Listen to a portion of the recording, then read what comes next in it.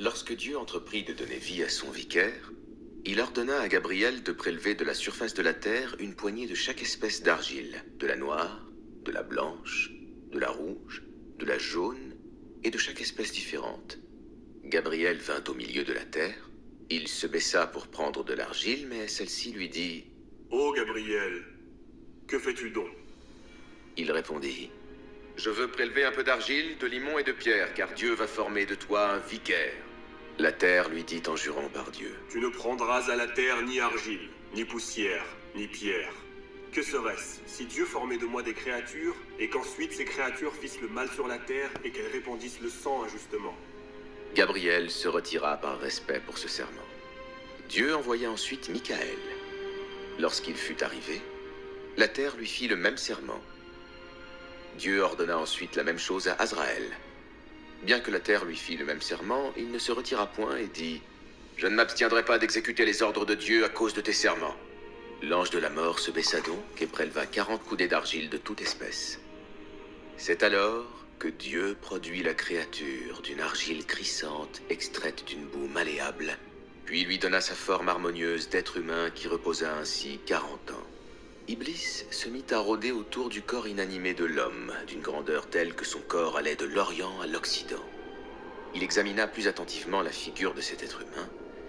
Il vit qu'il était vide et creux. Il y entra, et lorsqu'il fut sorti, il laissa connaître aux anges l'infidélité qui était dans son cœur en disant « Cette créature n'est rien, car son intérieur est vide et ce qui est vide peut être cassé.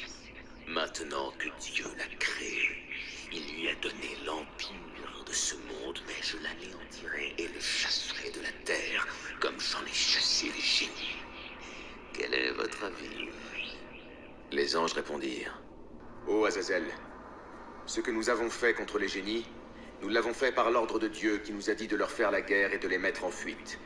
Maintenant, si Dieu a formé cette créature, s'il l'a choisie et s'il nous ordonne de lui être soumis, il ne nous est pas possible de nous écarter des ordres de Dieu. » Lorsqu'Iblis sut que les anges ne pensaient pas comme lui, au même instant, il changea son discours et dit « Vous dites la vérité, et moi aussi je pense comme vous, mais j'ai voulu vous éprouver pour voir ce que vous diriez. » Lorsque le moment fut venu, Dieu insuffla son souffle de vie sur le corps inerte qui s'éveilla.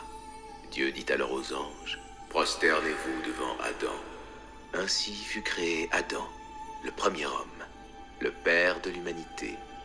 Tous les anges se prosternèrent, obéissant à l'ordre de Dieu, excepté Iblis.